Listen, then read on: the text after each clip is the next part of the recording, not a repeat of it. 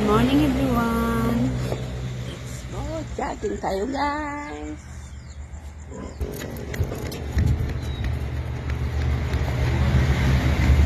Ayan, tatakbo tayo kasama si Little Big Brother. Ayan, paingantag. Kipalili. Nadalan.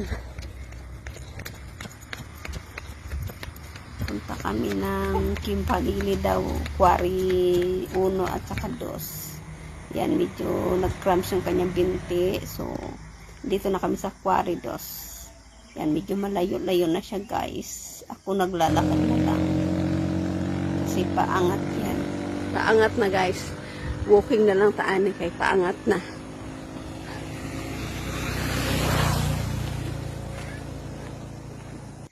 Yan, dagko kay tag mga singot ba. Ano? Tunaw gyud ang mga taba-tabaan ni mga bad toxic tatong lawas.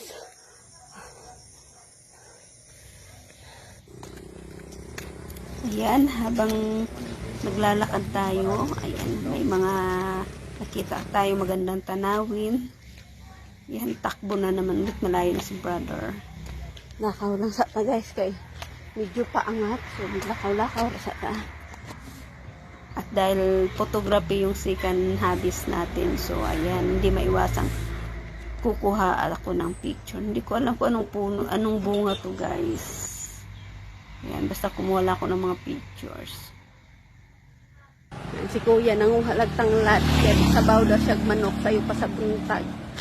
Si Uncle Ating. Ayan. Ayan, nakadaan kami ng planta ng mga saging.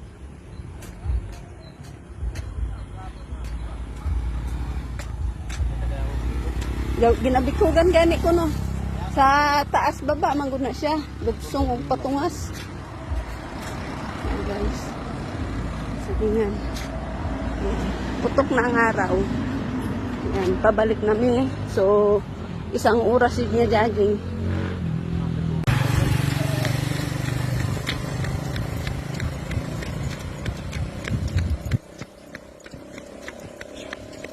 Habang nagpapahinga tayo guys dahil ngayon ko lang naramdaman yung pagod ng ginawa naming 7 kilometers yung ginaging namin. So balikan, bali 14 kilometers po yung ginaging namin. Naabot kami ng Magbaad at saka yung sa may Niloon yata yung banda.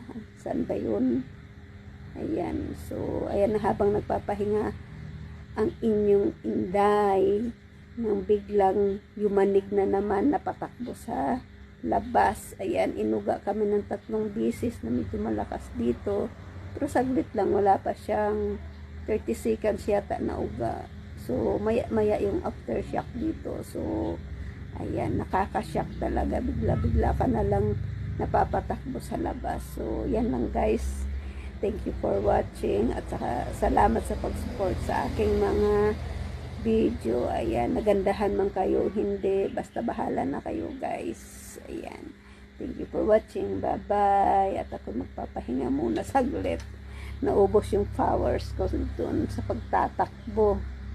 So ayan, mainam naman kasi nga naglabas natin yung ating mga bad toxic sa katawan.